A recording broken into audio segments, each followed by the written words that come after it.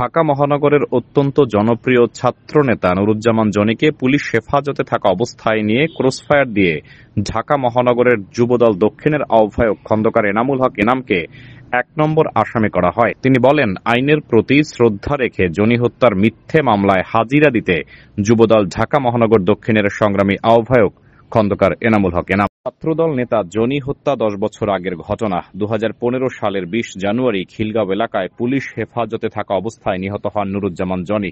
তিনি আরো বলেন, আজকে মামলার নিষ্পত্তি হওয়ার কথা ছিল। মহামান্য আদালত আরেকটু পর্যবেক্ষণ করার জন্য ২৯ তারিখে এই মামলার পরবর্তী শুনানির সময় নির্ধারণ করেছেন।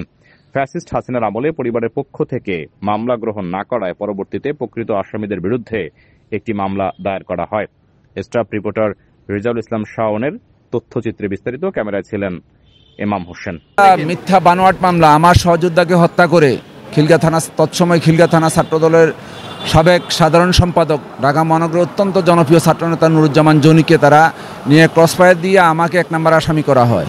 সেই মামলাতে আমরা আইনের প্রতি শ্রদ্ধাশীল হয়ে দীর্ঘ ১ বছর, বিগত হাসিনা মুক্ত এই ১ বছর আমরা আইনের প্রতি শ্রদ্ধাশীল হয়ে যে যখন যে ফর্মালিটি মেনটেন করতে বলছে সেভাবেই করে যাচ্ছি। এবং যে পুলিশ সাক্ষী যারা, তারাও এসে বলতেছে যে আমরা এই ঘটনা দেখি নাই, আমাদেরকে জোর করে আমাদের কাছ থেকে স্বাক্ষর নিচ্ছে, আমরা জানি না। এরপরেও এই বিলম্বিত হচ্ছে, জানি না কী কারণে বিলম্বিত হচ্ছে। তারপর আমরা আইনের প্রতি শ্রদ্ধাশীল এবং সুবিচারের আশাবাদী। নিষ্পত্তি হওয়ার কথা ছিল, কিন্তু মহামান্য আদালত উনি আরও একটু পর্যবেক্ষণের জন্য আগামী আরেকটা ডেট নিয়ে এসেছেন, ২৯ তারিখ। কিন্তু এই মামলাটা পরিবারের পক্ষ থেকে যারা আমাদেরকে আসামি করছে তাদের বিরুদ্ধে একটা মামলা হয়েছে।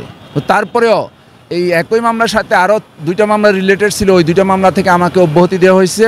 কিন্তু আজকে আমরা আইনের প্রতি, যেহেতু প্রথমেই বলছি, আমার ভারপ্রাপ্ত চেয়ারম্যান জনাব তারেক রহমান নিজেও আইনের প্রতি শ্রদ্ধাশীল থেকে যে নিয়ম মেপে ইচ্ছে করলে সব মামলা থেকেই অ্যাটর্নি জেনারেলকে দিয়ে অব্যাহতি নিতে পারতেন, কিন্তু নেন নাই।